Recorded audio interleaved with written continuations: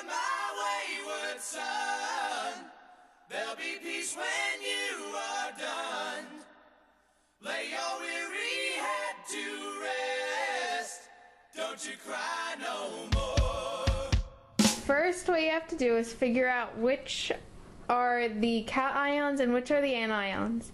And then you're going to switch the two cations, which is tin 2 and hydrogen, and you're going to switch them.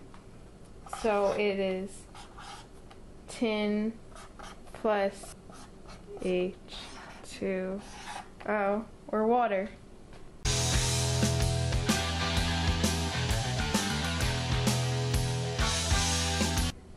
So you can't make something out of nothing. So what you start with, you also have to end with. And what you end with, you have to have at the beginning of the equation. I'm going to start balancing my equation by tallying up what I have in the beginning of the equation and at the end of the equation.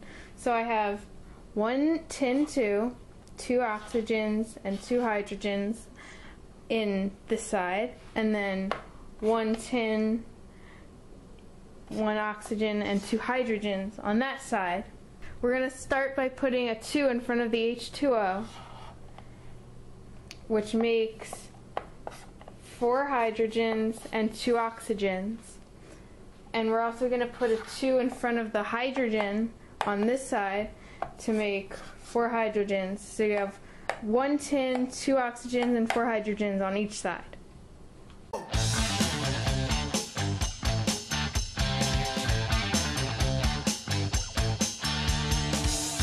In stoichiometry, there are 4 different types of problems: mole to mole, mole to mass, mass to mole, and mass to mass. The first one I'm going to be showing you how to do is mole to mole. In doing the 4 types of stoichiometry problems, there are 4 different types of charts. This is the first chart, mole to mole. In a problem, you're going to be given moles of X. Then you're going to take moles of X and moles from Y from the balanced equation that you've already learned how to do. That's why they're in red. Our mole to mole question is, if 4 moles of hydrogen reacted, how many moles of H2O, or water, are formed? To begin this problem, you're going to start by using the 4 moles of hydrogen that you were given in the equation.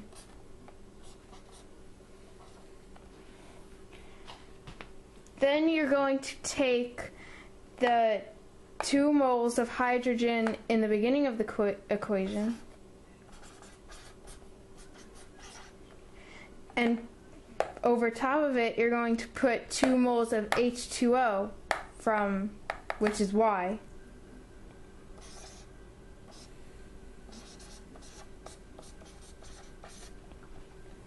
And this format follows the mole to mole chart that I showed you earlier.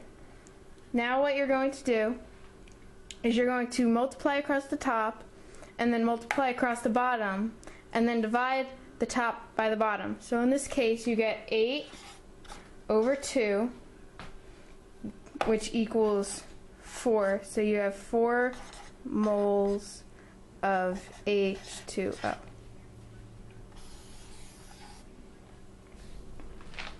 And here is the chart for doing a mole to mass problem. The 2 moles in red are the moles that you're going to get from the balanced equation that you've learned how to do.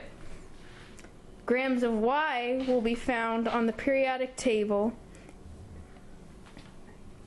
For our mole to mass problem, I've given you a new equation to work with, and the question is, if 5.2 moles of sodium reacted, how many grams of iron are formed? We're going to start by using the 5.2 moles of sodium that the problem gave to us.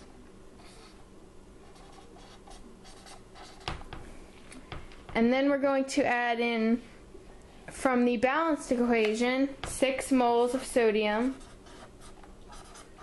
from up here. And then we're going to take 2 moles of iron from up here.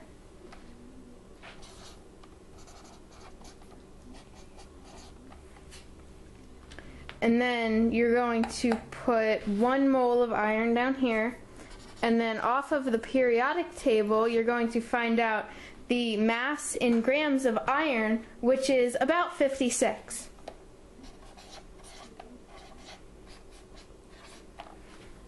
And then, just as the last equation, you're going to multiply across the top, multiply across the bottom, and then divide the top by the bottom. So when you multiply across the top, the answer is 582.4, and the bottom you get 6. And then when you divide, you get 97 grams of iron.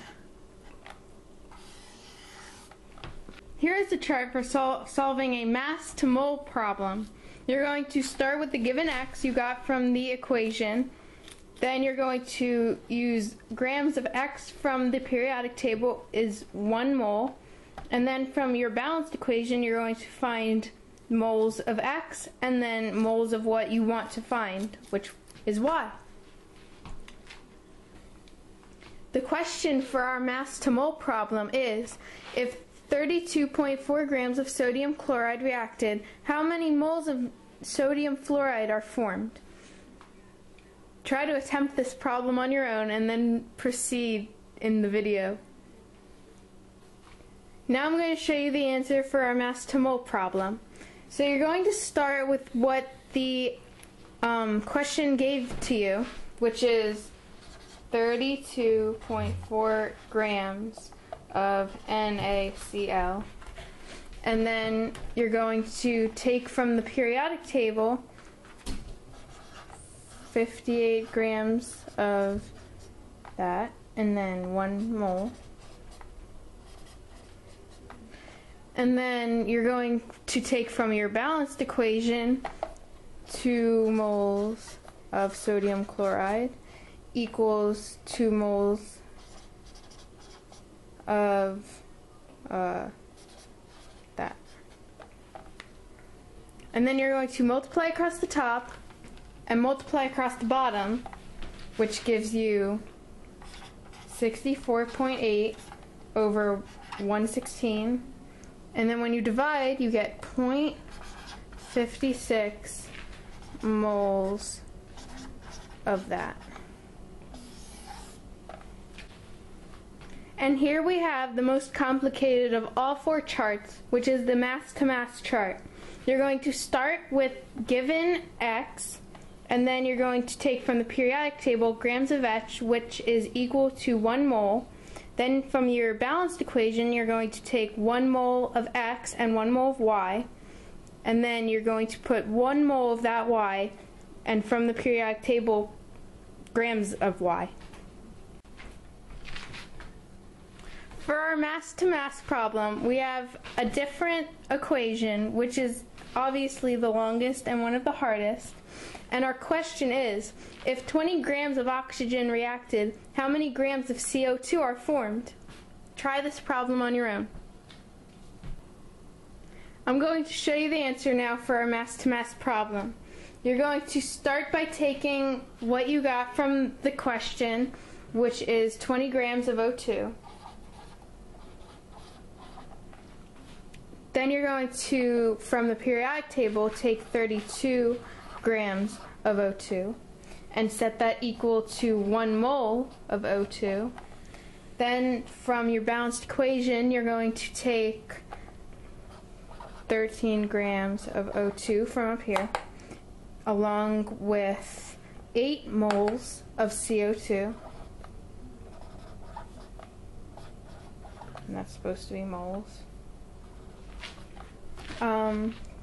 Okay, and then you're going to take 1 mole of CO2 and set that equal to whatever you find off the periodic table, which is 44 grams of CO2.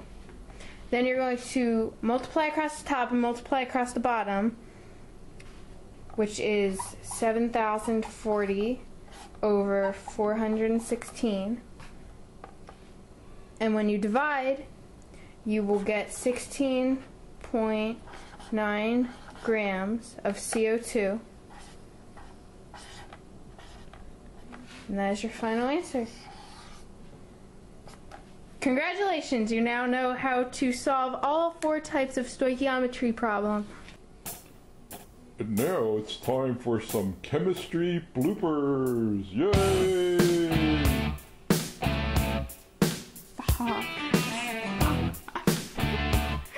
Stop it! You're ruining it. Come on, you messed up my words. Stop, I swear.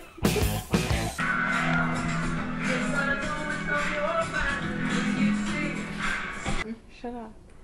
Should I start over? No. Yeah.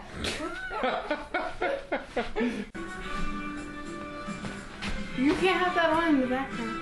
Well, add music. No. Jacqueline's supposed to be doing her project. I don't know why she's not doing I it. want to watch Dirty She's watching Dancing. TV instead of doing her project.